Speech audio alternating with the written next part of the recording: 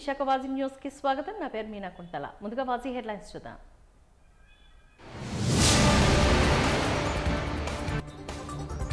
Aqua రంగాన్ని ఆదుకునే దిశగా కేంద్ర ప్రభుత్వం పూర్తి సహకారాన్ని అందిస్తుంది. కేంద్ర మత్స్యకార మంత్రి పురుషోత్తం రూపాలి స్పష్టీకరణ.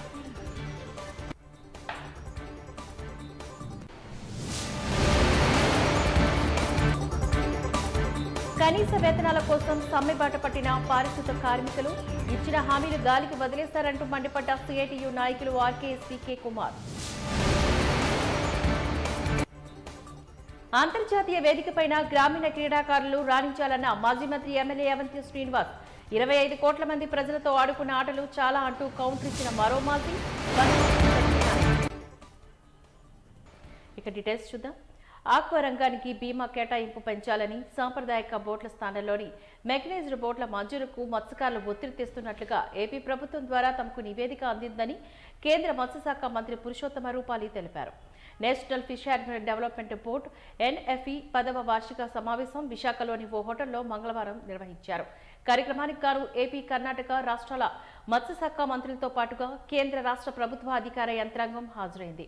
కేంద్ర మంత్రి రూపాలి ఆధ్వర్యంలోని తొలుత వార్షిక సమావేశం జరగ పలు కీలక అంశాలపైన చర్చ నిర్వహించారు.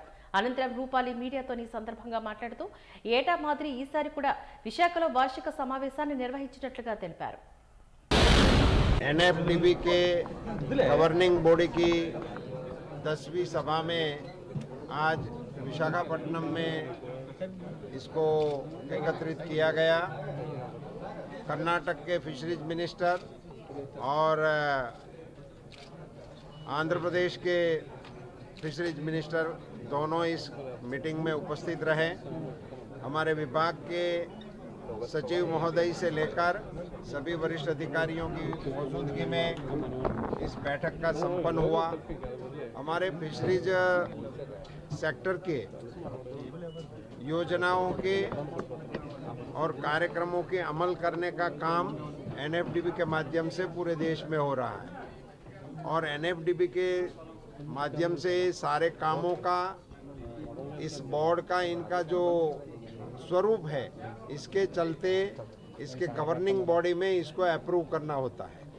उसी में सभी प्रदेशों से, सारे कोस्टल प्रदेशों से इनमें सदस्य भी हैं और सभी राज्यों के प्रतिनिधि भी इसमें हिस्सा ले रहे हैं। इन सभी के बीच में इस साल के दरमियान उन्होंने किए हुए कार्यक्रमों की इसमें रूपरेखा दी गई। वर्तमान के फिशरीज सेक्टर का क्या सिनारियो है उसको भी प्रदर्शित किया गया। गत साल जो मीटिंग में लिए गए निर्णय थे उसमें कहां तक क्या हुआ है, क्या बाकी है, उसका लेखा जोखा भी सबके सामने रखा गया। और సిపిఐ 99వ వ్యవస్థాపక దినోత్సవం వేడుకలు సిపిఐ విశాఖ జిల్లా కార్యాలయంలో మంగళవారం ఘనంగా నిర్వహించారు. సిపిఐ సీనియర్ నాయకులు Visakhapatnam harbour and port workers union ప్రధాన కార్యదర్శి బిసిహెచ్ మనీష్ సిపిఐ జెండాను ఎగరవేశారు. ఈ సందర్భంగా పార్టీ జిల్లా కార్యదర్శి ఎం పైడ్రాజు అధ్యక్షతన జరిగిన ఈ సమావేశంలోని సిపిఐ రాష్ట్ర సహాయ కార్యదర్శి జేపీ సత్యనారాయణమూర్తి మాట్లాడారు. యువతకి ఉద్యోగ అవకాశాల కోసం పోరాటం చేసిన పార్టీ సిపిఐ పార్టీ ఆవిర్భావం నుంచి నేటి వరకు కూడా అనేక పోరాటాలు నిర్వహించిందని, నూతన ఆర్థిక సరళీకృత విధానాల వల్ల నేడు అనేక సమస్యలు ఉత్పన్నమవుతున్నాయని, నూతన వరవడిని అందిపుచ్చుకోవడంలో వెనుకబడి ఉన్నాయని అన్నారు. పార్లమెంట్లోని ప్రజా సమస్యలు, నిరుద్యోగం వంటి సమస్యలపైన చర్చలు జరగడం లేదని, బీజేపీ ప్రభుత్వం నియంతృత్వ పాలన కొనసాగిస్తుందని, ఎన్నిక కమిషన్, మీడియా, కార్పొరేట్ సంస్థలు, కాగ్ వంటి ప్రధాన సంస్థలను మోదీ గుప్పెట్లో ఉన్నాయని ఆరోపించారు.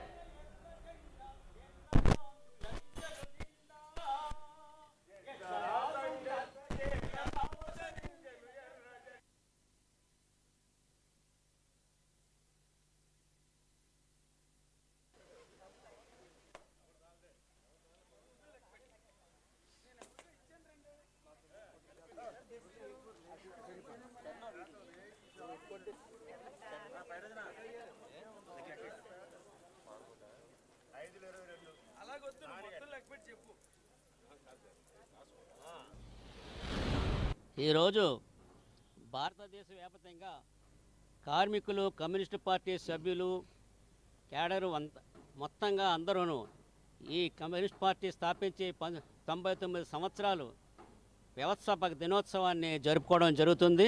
ఆ సందర్భంగా మన విశాఖ జిల్లాలో కమ్యూనిస్టు పార్టీ ఆధ్వర్యంలో కూడా ఇక్కడ పతాకావిష్కరణ అలాగనే సమావేశం కూడా జరగబోతుంది.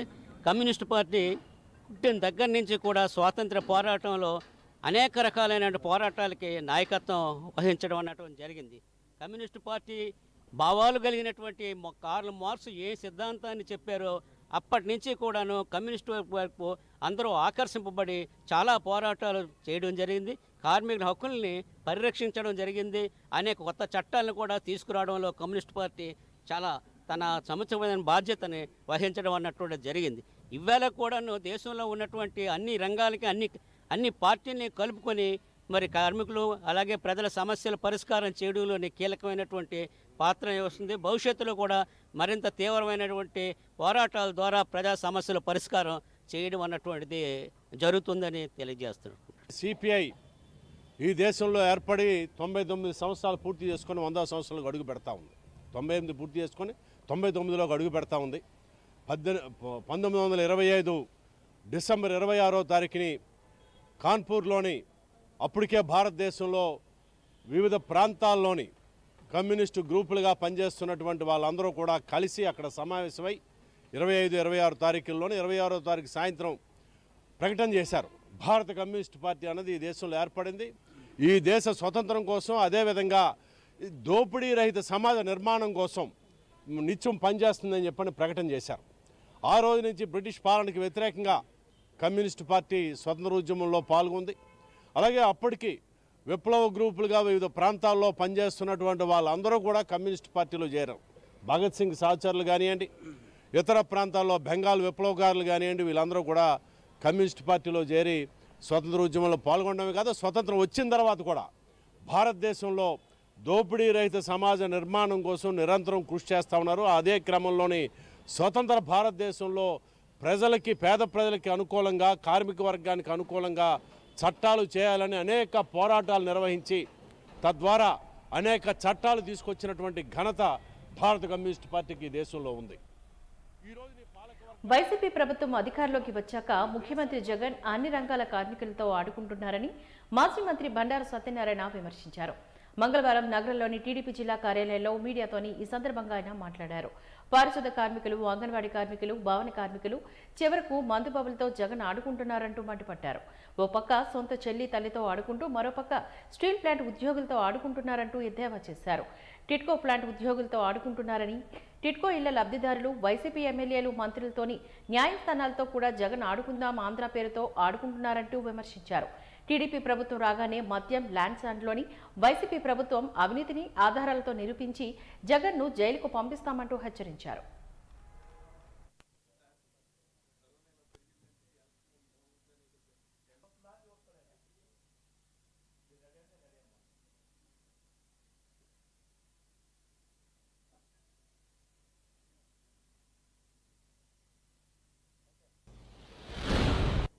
ఇవాళ ఆడుకుందాము రాట ఆడుకుంటాడట. ఎవరితో ఆడుకుంటావు జగన్మోహన్ రెడ్డి? ఇప్పటికీ నువ్వు 25 వ్యవస్థలతో, సంస్థలతో, ప్రజలతో నువ్వు ఆడుకున్నది చాలదా? ప్రజలు చీకొట్టింది చాలదా? అడుగుతున్నా. అమరావతితో ఆడుకున్నావు, అమరావతిని నాశనం చేశావు. పోలవరంతో ఆడుకున్నావు, పోలవరాన్ని నాశనం చేశావు. ఎన్నికల సంస్థ ఏదైతే ఎన్నికల కమిషన్తో ఆడుకున్నావు, దాన్ని నాశనం చేశావు. స్వయాన గౌరవమైనటువంటి శాసనమండలితో ఆడుకున్నావు, దాన్ని ప్రతిష్ట దిగదార్చావు. అక్కడతో ఆగావా? పేదలు తినే అన్న క్యాంటీన్తో ఆడుకున్నావు, పేదల పట్టగొట్టి వాళ్ళతో ఆడుకున్నావు, అక్కడతో ఆగావా? ఎన్జిఓస్తో ఆడుకున్నావు. కనీవిరిగినటువంటి ఉద్యమాలు జరిగితే వాళ్ళతో ఆడుకున్నావు. ఈ మధ్య అంగన్వాడీ వాళ్ళతో ఆడుకుంటున్నావు. వాళ్ళ పాపం 11-12 రోజులు అయింది గ్రామీణ వాతావరణంలో ఏదైతే పౌష్టికాహారం లేక పిల్లలు సరైన ఆహారం లేక గర్భిణీలు ఇబ్బంది పడుతున్నారు, వాళ్ళతో ఆడుకున్నావు. ఆశా వర్కర్లతో ఆడుకున్నావు. వాళ్ళు నిన్న మొన్న వాళ్ళు ఆడుకున్నారు రోడ్డు మీద పడి నీ పాపం అని. అదేదో ఆరోగ్యం కోసం కార్యక్రమం అన్నావు, అది గంగలో పోయింది. ఒకటేదో గ్రామాలు ఇంటింటికి అన్నావు, అది పక్కలో పోయింది. గడప గడపకున్నావు, అది ఏ గడపలో పోయిందో తెలదు. మొత్తం అన్ని సంక్రాంతిపోయినాయి. అన్ని నువ్వు ఇచ్చిన ప్రోగ్రామ్స్ ఏ ఒక్కటి కూడా బస్సు యాత్ర, అధికారిక బస్సు యాత్ర, ఆ బస్సు యాత్ర తుష్ యాత్ర అయిపోయింది. ఆ బస్సు ఆగిపోయింది, తోసుకున్నారు మంత్రులు ఎమ్మెల్యేలు. ఆ యాత్ర ఆగిపోయింది. చివరకు మాతో ఆడుకోవడానికి, ప్రజలతో ఆడుకోవడానికి ఎప్పటికి 25 సంవత్సరాలతో 25 వ్యవస్థలతో 25 వ్యక్తులతో ఆడుకున్నాడు, 25 కోట్ల జనాభాతో ఆడుకున్నాడు. నువ్వు తిరిగి వేళ ఆడుకుందారా అని ప్రజలు మోసుకొస్తున్నాయి. జగన్మోహన్ రెడ్డికి ఉన్నది 3 మాసాలు. సిగ్గులేని వ్యక్తులు ఉంటే దేశం మొత్తం కంట్రీలో ఈ జగన్మోహన్ రెడ్డి సిగ్గుపడ్డు, భయపడ్డు, దిగజారిపోయి వేళ ఈ గుంటూరు వెళ్తాడు వేళ ఏది ఆడుకుందారా అని గెలిచేస్తూ ఆ చిట్టు కొడించిన వేళ ఆడుకుందారా ఆ స్టేడియం చూడమని చెప్పి యువకులు ఉంటే యువకుల బొక్కలు వేయించాడు ఇప్పుడు వెళ్లే ముందు. 3,000 కోట్ల రూపాయల దసపల్ల కుంభకోణాన్ని హైకోర్టు తన తీర్పుతో ఆపివేయడం వైసీపీ ప్రభుత్వానికి చెంపపెట్టంటూ జనసేన కార్పొరేటర్ పీతల మూర్తి యాదవ్ ఆరోపించారు. ఈ మేరకు మంగళవారం నగరంలోని ఓ హోటల్లో మేఘాలయలో ఏర్పాటు చేసిన మీడియా సమావేశంలోని పాల్గొని మాట్లాడారు. వైసీపీలోని కొందరు పెద్దల ప్రయోజనాల కోసం నగర ప్రజలు కోరుకోకుండా దసపల్ల హిల్స్లోని ప్రతిపాదించిన 100 అడుగుల రహదారి విస్తరణను రాష్ట్ర హైకోర్టు నిలిపివేసిందని చెప్పారు. కేవలం కొందరు ప్రైవేటు వ్యక్తుల బహుళ అంతస్తుల నిర్మాణాల అనుమతుల కోసం జీవీఎంసీ ఆగమేఘాల మీద రోడ్డు ప్రతిపాదన నోటిఫికేషన్ను ప్రకటించిందని, వైసీపీ ప్రభుత్వ పెద్దల కోసం దశాబ్దాలుగా ఉన్న ఇళ్లను కూల్చివేయడానికి కూడా జీవీఎంసీ అధికారులు అత్యుత్సాహాన్ని ప్రదర్శించారని తెలిపారు.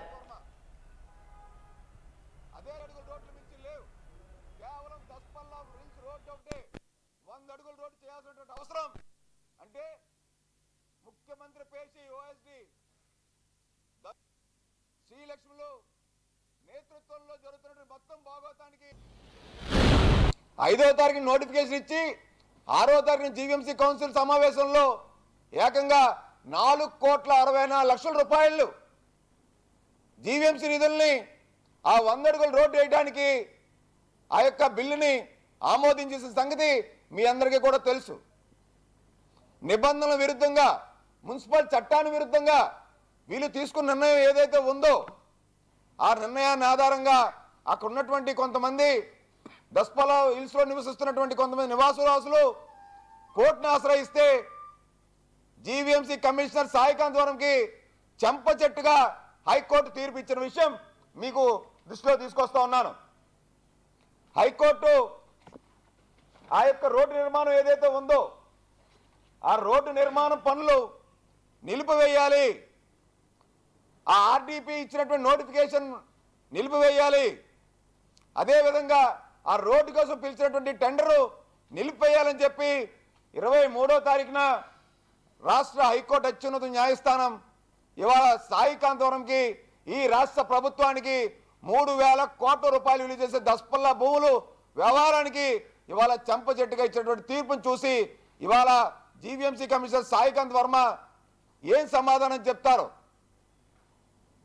దసపల్ల భూముల్ని ప్రైవేట్ భూములుగా మార్చేసినప్పటి నుంచి కూడా జనసేన పార్టీ అంచెలంచెలుగా 4.5 ఏళ్లుగా దసపల్ల భూముల్లో వైసీపీ నేతలు ఏ విధంగా చొచ్చుకెళ్లారు, ఏ విధంగా దసపల్ల భూముల్లో ఉన్నటువంటి యజమానులతో భయపెట్టి లోపరుచుకొని డెవలప్మెంట్ అగ్రిమెంటు ఉత్తరాంధ్ర జిల్లాల ఇన్ఛార్జ్ అయినటువంటి అప్పటి ఇన్ఛార్జు విజయసాయి కుటుంబ సభ్యులకి ఏ విధంగా ఎష్యూర్ ఎస్టేట్ డెవలపర్స్కి రాసి పెట్టారు. 22A ఉంటుండగా పెండింగ్ రిజిస్ట్రేషన్ డాక్యుమెంట్ చేసినటువంటి ఆ డెవలప్మెంట్ అగ్రిమెంట్ని అంత ఆగమేఘాల మీద ఎందుకు చేయాల్సి వచ్చింది?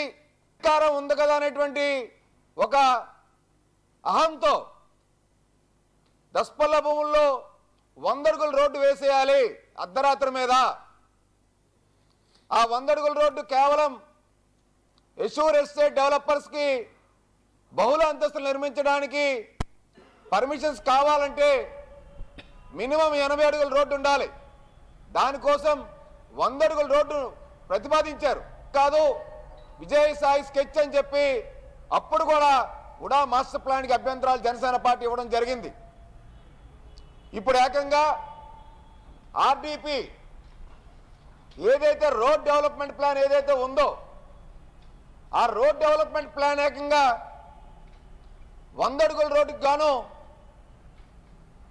మాస్టర్ ప్లాన్ విరుద్ధంగా కొంతమంది వైసీపీ అన్యాయాలకి ఇళ్ళకి ఎటువంటి దెబ్బ తగలకుండా ఆ ఇల్లు కోల్పోకుండా టీడీఆర్ కొట్టేసేదానికి భాగంగా ఆర్డీపీనే అలైన్మెంట్ని మార్చేసిన సంగతి వాస్తవాలు ఏదైతే నేను మాట్లాడుతూ ఉన్నానో నాకు లీగల్ నోటీస్ పంపించారు.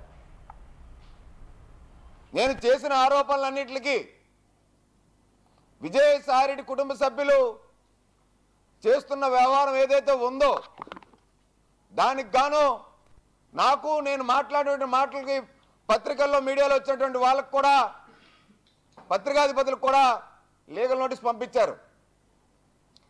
నేను ఒకటే అడుగుతా ఉన్నాను, ఏదైతే వాల్టర్ క్లబ్ దగ్గర నుంచి జగదాంబకి వెళ్ళేటువంటి ప్రధాన రహదారి ఏదైతే ఉందో కొన్ని వేల వాహనదారులు ఏవైతే రోజు ప్రయాణం చేస్తూ ఉంటారో ఆ రోడ్డు 80 అడుగులుగా ప్రస్తుతం ఉంది.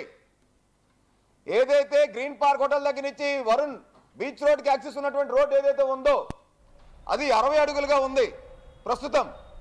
అంటే ఒక 60 అడుగుల రోడ్డు ఒక 80 అడుగుల రోడ్డు మధ్యలో దాని కనెక్టివిటీకి 100 అడుగుల రోడ్డు అవసరమా అని చెప్పి జనసేన పార్టీ వాస్తవాలతో ఆర్డీపీతోని కూడా మాస్టర్ ప్లాన్తో తేటదలం చేసి నిలదీస్తే కనీస వేతనాలు అమలు కోసం గత కొంతకాలంగా పోరాడుతున్న అధికార పార్టీ తమపైన నిర్లక్ష్య ధోరణితో వ్యవహరిస్తుంది అంటూ జీవీఎంసీ కాంట్రాక్ట్ వర్కర్స్ యూనియన్ నాయకులు సిఐటియు నాయకులు ఆర్కేఎస్వీకే కుమార్ అన్నారు. ఈ మేరకు తమ ప్రధాన డిమాండ్ల సాధన కోసం జీవీఎంసీ గాంధీ విగ్రహం వద్ద నిరసన బాట తెలిపారు. ఈ సందర్భంగా కార్మికులను ఉద్దేశించి ఆర్కేఎస్వీకే కుమార్ మాట్లాడారు. ఎన్నికల ముందు పాదయాత్రలో ఇచ్చిన హామీలను గాలికి వదిలేసిందంటూ ప్రభుత్వంపై మండిపడ్డారు. వేతనాలు కూడా అమలు చేయలేని స్థితిలో కార్మిక చట్టాలు హక్కులు కాలరాయపడుతున్నాయని విరుచుకుపడ్డారు. ఇప్పటికే అనేక మార్లు సమ్మెలో పాల్గొన్న కార్మికులు ప్రభుత్వం ఇచ్చిన బూటకపు హామీలకు లోనయ్యారని ఇకపై ఆ పద్ధతి చెల్లదని స్పష్టం చేశారు. తమ న్యాయమైన డిమాండ్ల కోసం సమ్మె బాటను పడతామంటూ హెచ్చరించారు. ఆ పనులు కూడా మనతో చేయించడం వల్ల చాలా మంది ప్రాణాలు కోల్పోయి కూలీలకి లేకపోతే ఇతర పని వాళ్ళకి ఇచ్చినటువంటి మినిమం కుమార్ గారు ఉన్నారు. పోరాడకపోతే ఆ రోజు వాళ్ళకి మాకు సంబంధం లేదు, మీరు హెచ్ఎస్బిసి సాధించుకోగలుగుతున్నాం కాబట్టి నాయకత్వం జిందాబాద్. మీరు గనక సమ్మె విరమించకపోతే మీ 1,00,000 మంది చెప్పారు ఏమని, నువ్వు మమ్మల్ని తీసేస్తారేమో ఈ రోజు.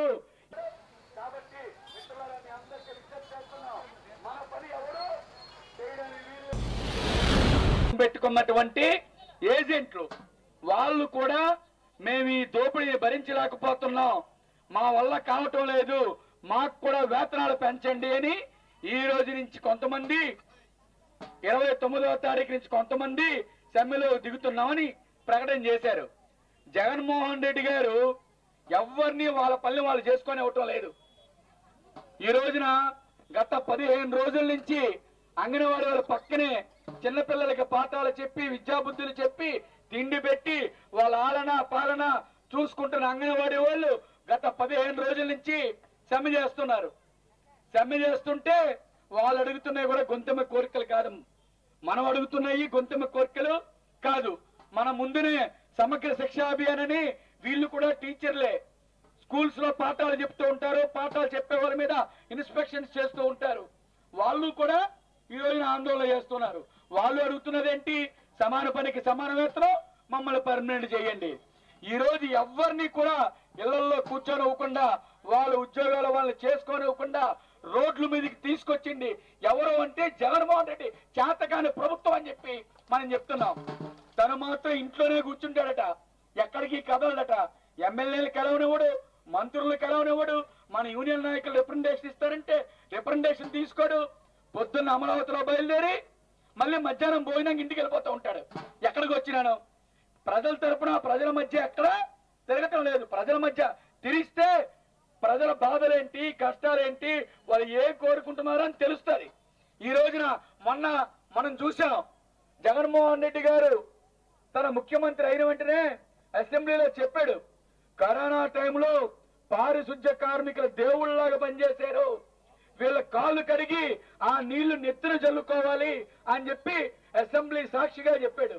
నువ్వు కాళ్ళు కడుగుతావా ఏం చేస్తావా తర్వాత విషయం, మమ్మల్ని ఎత్తిన మీద పెట్టుకోమంటాం లేదు నిన్ను, మాకు 3 పూట్ల తిండి తినే విధంగా జీతాలు పెంచయ్యా అని అడుగుతూ ఉన్నాం.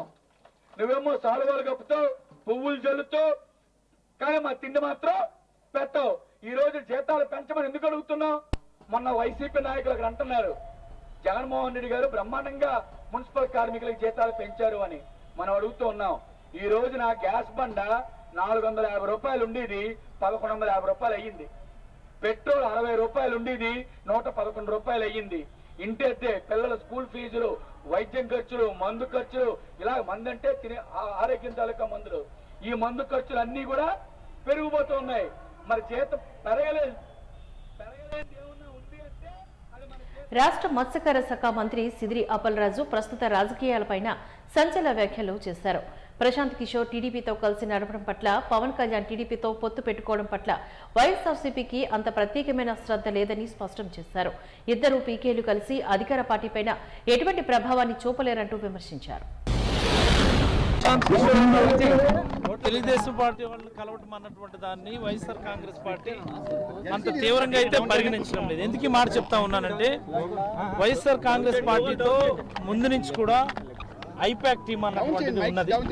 ఐపాక్ టీం ఇప్పుడు కూడా వైఎస్ఆర్ కాంగ్రెస్ పార్టీతోనే అనుబంధంగా ఉంది. కాబట్టి మాకు ప్రశాంత్ కిషోర్ అన్నటువంటి వ్యక్తి ఐపాక్ టీంని విడిచిపెట్టి ఆయన ఓన్గా ఒక పొలిటికల్ పార్టీ పెట్టుకొని బీహార్లో ఆయన పోరాటం ఆయన చేస్తూ ఉన్నారు. అందుకని మాకు ఆయన ఎవరితో కలిసినా కానీ వీ డోంట్ మైండ్. ఎందుకంటే ఆల్రెడీ ఇంకో పీకే తెలుగుదేశం వాళ్ళతో ఉన్నారు, ఇంకో పీకే యాడ్ అవుతారు తప్ప that doesn't matter for YSR Congress. ముఖ్యమంత్రి గారు వైజాగ్ ఇది ఖచ్చితంగా మంచి పరిణామని నేను చెప్తాను. ఎందుచేతంటే నిన్ననే మనం ఒక వార్త చూస్తాం పవన్ కళ్యాణ్ గురించి. గతంలో పవన్ కళ్యాణ్ గారు భీమవరం అలాగే గాజువాక పోటీ చేశారు. నిన్ననే మీటీవీ వాళ్ళే your TV channel broadcasted that ఆయన భీమవరం అలాగే తిరుపతిలో పోటీ చేస్తారేమో అని మీరు ప్రచారం చేశారు. అంటే పవన్ కళ్యాణ్ గారు నియోజకవర్గాలు మార్చుకోవచ్చు, ఆయన ఎందుకు గాజువాక మార్చుకోవాలా? ఓడిపోతాడన్న భయమా, ఓడించేస్తారన్న భయమా, అక్కడ ఆయన పరిస్థితి బాగలేదన్నటువంటి భయమా? అందుకనే కదా ఆయన మార్చుకుంటా ఉన్నాడు. ఎక్కడ గెలుస్తామనుకుంటున్నాడో అక్కడ ఆయన పోటీ చేస్తాడు. అంటే పవన్ కళ్యాణ్ నియోజకవర్గాన్ని మార్చుకుంటే ఒప్పది, అది వ్యూహంలో భాగం అవుతుంది. మా పార్టీలో మేము సమన్వయకర్తలు మార్చుకుంటే అది మాకు భయం అంటారు. ఎలా సాధ్యం సార్? అసలు మీరు ప్రధాన ప్రతిపక్షాన్ని వదిలేసి తెలుగుదేశాన్ని ఓని పవన్ కళ్యాణ్ టార్గెట్గా చేస్తారంటే ఆయన అంటే భయం ఉందా ఇటు వైఎస్ఆర్ పార్టీకి? అంటే ముందుగా రాజకీయాల్లో ఒక రకమైనటువంటి నిజాయితీ ఉండాలి.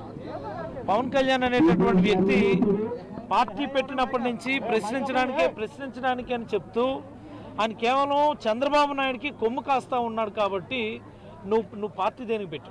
ప్రశ్నించడానికనో నీతి నిజాయితీ కట్టుబడతాను పార్టీ పెట్టి. ఈరోజు ఎందుకు వైఆర్ ఆఫ్టర్ చంద్రబాబును ముఖ్యమంత్రిని చేయడం కోసం, చంద్రబాబుకు ఊడిగం చేయడం కోసం నువ్వు పార్టీ పెట్టాలా?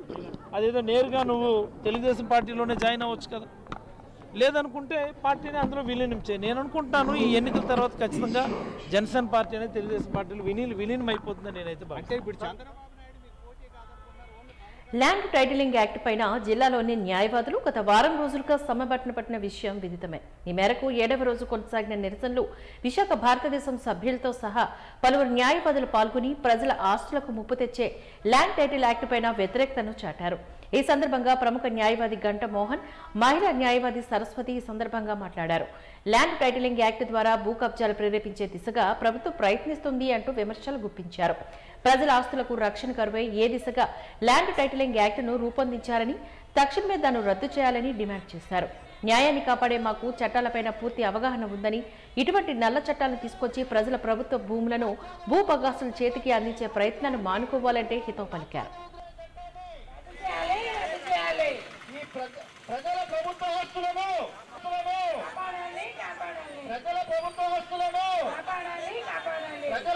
ఆస్తులను రాజ్యాంగ వ్యతిరేకమైన చట్టాన్ని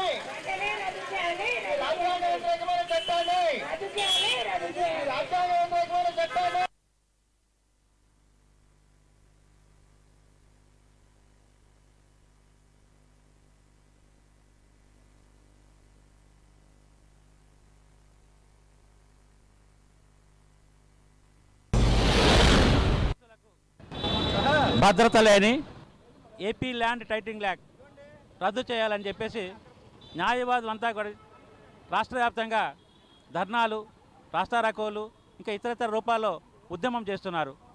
ఆ ఉద్యమాన్ని ప్రభుత్వం వెంటనే పట్టించుకోవాలి. ఆ కోరిక మేరకు ఈ భూ హక్కుల చట్టాన్ని వెంటనే రద్దు చేయాలి. ఎందుకంటే ఇది రాజ్యాంగ విరుద్ధమైనది. ఎందుకు రాజ్యాంగ విరుద్ధమైనదంటే న్యాయ వ్యవస్థకు వద్దకు న్యాయం కోసం వెళ్ళడం అన్నది రాజ్యాంగం ప్రసాదించిన ప్రాథమిక హక్కు. ఆ ప్రాథమిక హక్కును హరిస్తుంది కాబట్టి ఈ చట్టం రాజ్యాంగ విరుద్ధమైనది. అదేవిధంగా టైటిలింగ్ ఆఫీసర్ అని పేరు పెట్టి మొత్తం భూమినంతా కూడా గవర్నమెంట్ చేతిలో లాక్కోవడం అనేది కూడాను ప్రజలకి భూమి మీద హక్కు లేకుండా చేయడం. ఈ హక్కు కూడా వాళ్ళు రెవెన్యూ వాళ్ళు నిర్ణయించడం అనేది అది రాజ్యాంగ విరుద్ధమే. ఎందుకంటే రెవెన్యూ డిపార్ట్మెంటే పెద్ద లిటిగెంట్. రాష్ట్ర ప్రభుత్వం ప్రతిష్టాత్మకంగా ఆడుదాం ఆంధ్ర టోర్నమెంట్తోని ఆంధ్ర రాష్ట్రంలోని మార్పు జరగనున్నది దక్షిణ నియోజకవర్గ ఎమ్మెల్యే వాసుపల్లి గణేష్ కుమార్ అన్నారు. యువతలోని క్రీడా స్ఫూర్తిని నింపుతూ ముఖ్యమంత్రి జగన్మోహన్ రెడ్డి దేశంలోని ఎక్కడా ఊహకు అందని విధంగా ఈ కార్యక్రమానికి శ్రీకారం చుట్టారని చెప్పారు. రాష్ట్ర అధికార ప్రతినిధి కొండా రాజీవ్ గాంధీతో కలిసి ఎమ్మెల్యే వాసుపల్లి గణేష్ కుమార్ కార్యాలయంలో మంగళవారం ఈ సందర్భంగా మీడియా సమావేశాన్ని నిర్వహించారు. ఈ సందర్భంగా ఎమ్మెల్యే మాట్లాడుతూ ఇప్పటికే 1,22,00,000 మంది ఎన్రోల్ చేసుకున్నారని, దానిలోని 35 లక్షల మంది క్రీడాకారులు నమోదయ్యారని అన్నారు. 47 రోజుల్లో 5 క్రీడలు రాష్ట్ర వ్యాప్తంగా అట్టహాసంగా జరగనున్నాయని చెప్పుకొచ్చారు. ఖచ్చితంగా దేశంలోనే ఆంధ్రప్రదేశ్ క్రీడలకు గాను పెద్దపీట వేసిందని చెప్పారు. కానీ విని ఎరగని రీతిలో పెద్ద సంఖ్యలోని పాల్గొన్నారని చెప్పారు. ఇన్స్పైర్ చేయబోతా ఉన్నాం యూత్ ని, యునైట్ చేయబోతా ఉన్నాం యూత్ ని. We are going to change the world. వాళ్ళ ప్రపంచాన్నే మార్చబోతా ఉన్నాం, యూత్ యొక్క ప్రపంచాన్ని. దాంట్లో భాగంగా ఈరోజు 1,22,00,000 మంది ఈరోజు ఏమో ఎన్రోల్మెంట్ చేసుకున్నారు.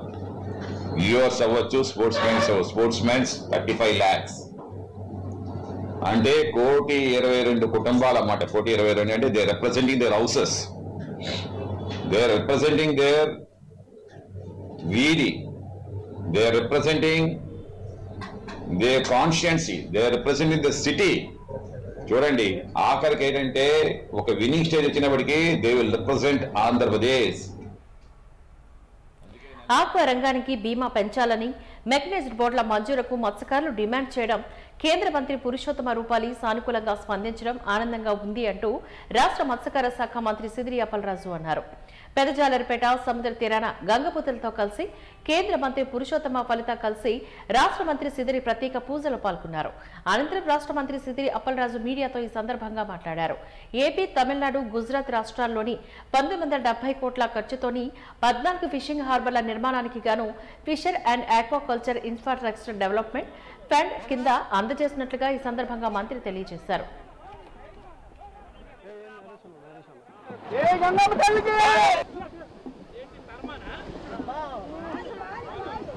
నరేసన్న వెనకాలన్నారు, నిన్ను బుర్ర వచ్చేస్తుందా?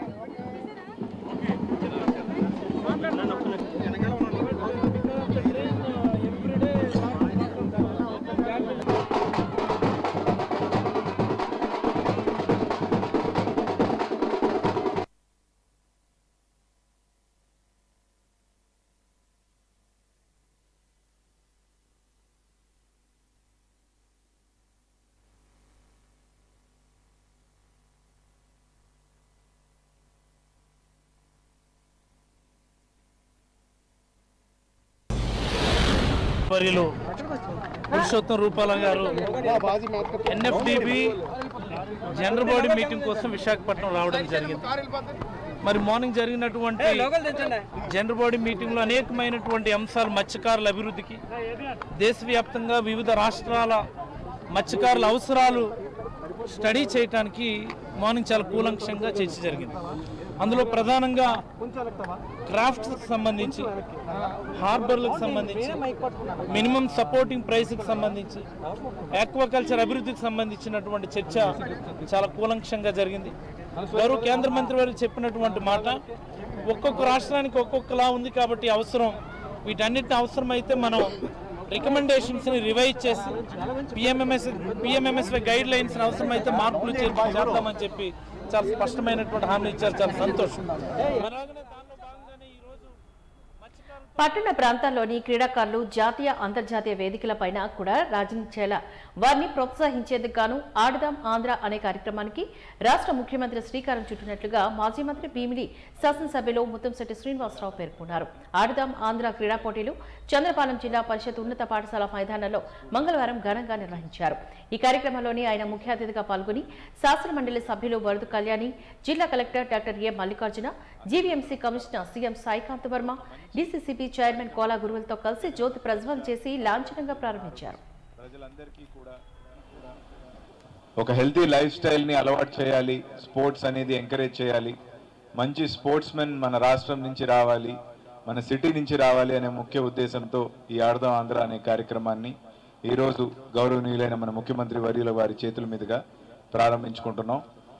ఇటువంటి ఒక మంచి కార్యక్రమాన్ని అందరూ సద్వినియోగపరచుకొని పిల్లలు కానీ పెద్దవాళ్ళు కానీ అందరూ స్పోర్ట్స్ ఆడి ఆరోగ్యవంతంగా ఉంటూ మరోవైపు మంచి స్పోర్ట్స్ మెన్ని మనం తయారు చేసి మన దేశానికి గర్వకారణంగా తీర్చిదిద్దాలని ఆశిస్తూ సెలవు తీసుకుంటున్నాను. ఆంధ్ర అనేది ఇదేదో రాజకీయానికి సంబంధించింది కాదు, ఏదో ఓట్ల కోసం అంతకంటే సంబంధించింది కాదు. గౌరవ ముఖ్యమంత్రి శ్రీ వైఎస్ జగన్మోహన్ రెడ్డి గారు ఆయన ముఖ్యమంత్రి అయిన దగ్గర నుంచి కూడా ఎన్నో రకాల మరి మంచి కార్యక్రమాలు చేపట్టడం జరిగింది. మరి మన ముఖ్యమంత్రి గారు జగన్మోహన్ రెడ్డి గారు సీఎం అయిన తర్వాత మరి వారు ఎంతోమంది ప్రతిభ గల మన క్రీడాకారుల్ని, మట్టిల మాణిక్యాలని వాళ్ళు ఐడెంటిఫై చేసి రాష్ట్ర స్థాయిలో, జిల్లా స్థాయిలో, నియోజకవర్గ స్థాయిలో అన్ని స్థాయిల్లో కూడా ఉన్నటువంటి వాళ్ళని ప్రోత్సహించి వైఎస్ఆర్ క్రీడా పురస్కారాలను పెట్టి ఈ ప్రభుత్వం అధికారంలోకి వచ్చిన తర్వాత సుమారు 15 కోట్ల పైనే ఇవ్వడం జరిగింది. ఏది స్టేటు, నేషనల్, ఇంటర్నేషనల్ పార్టిసిపేట్ చేస్తున్నాడు. అలాగే పివి సింధు గారు ఒలింపిక్స్ లో పతాకం సాధించినందుకు వారికి కూడా విశాఖపట్నంలో ఎంత సార్ 2 ఏకర్స్ కదా సార్ కరెక్ట్గా వచ్చింది. సింధు 2 ఏకర్స్ 3 ఏకర్స్ విశాఖ నడిబొట్లు అరిలో వల్లనే మరి 3 ఎకరాలు గవర్నమెంట్ స్థలం ఇచ్చి వారిని కూడా ఇక్కడ అకాడమీ పెట్టమని చెప్పడం జరిగింది.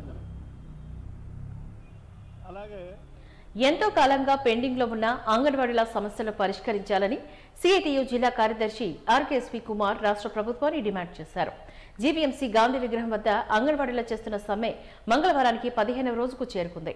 ఈ సందర్భంగా సమ్మెలో పాల్గొన్న కుమార్ మాట్లాడుతూ అంగన్వాడీల సమస్యల పట్ల నిర్లక్ష్య ధోరణితో వ్యవహరిస్తోందని, పరిష్కారం అయ్యేంత వరకు ఉద్యమం ఆగదని స్పష్టం చేశారు.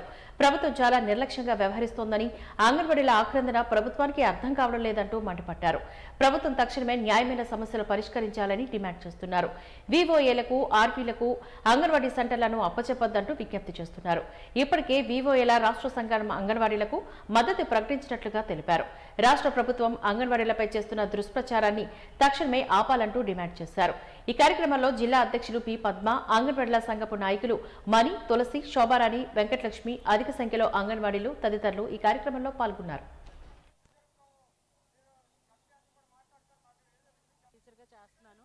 మేము గత 15 రోజులుగా జీతాలు కనీస వేతనం 26,000 జీతాలు ఇవ్వాలని, అలాగే గ్రాడ్యుయేటీ సుప్రీంకోర్టు ఆదేశాల మేరకు గ్రాడ్యుయేటీ అమలు చేయాలని, మినీ వర్కర్లు మెయిన్ వర్కర్లుగా గుర్తించాలని చెప్పేసి మేము సమ్మె చేయడం జరుగుతుంది.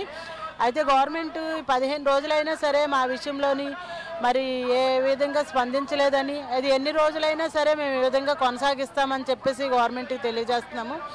మా బెనిఫిషియర్స్కి కూడా మంచి క్వాలిటీ ఫుడ్ ఇవ్వాలని, ఎందుకంటే వాళ్ళు ఏదో పంపించేస్తున్నారు, ఆ ప్యాకింగ్లు ఇప్పించిన తర్వాత ఇది బాగాలేదు ఇది అనేసి వాళ్ళు మాతో గొడవ పడడం, వాళ్ళకి మాకు మధ్యన కొన్ని ఇబ్బందులు రావడం, ఇవన్నిటిని పరిష్కరించమని గవర్నమెంట్ని కోరుకుంటున్నామండి.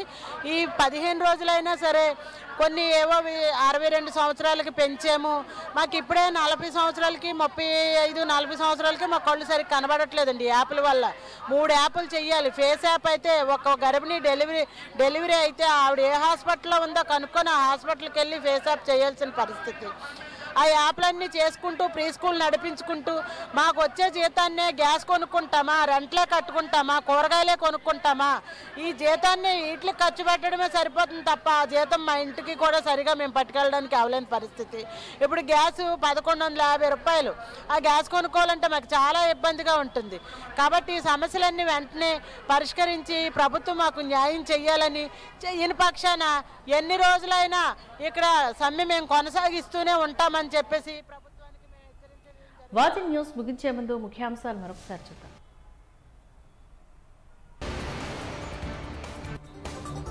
ఆక్వా రంగాన్ని ఆదుకునే దిశగా కేంద్ర ప్రభుత్వం పూర్తి సహకారాన్ని అందిస్తుంది.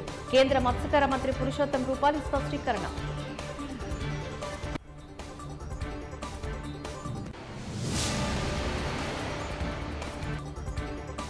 కనీస వేతనాల కోసం సమ్మెబాట పట్టిన పారిశుద్ధ కార్మికులు. ఇచ్చిన హామీలు గాలికి వదిలేశారంటూ మండిపడ్డ సిఐటియు నాయకులు ఆర్కేఎస్పీ కె కుమార్.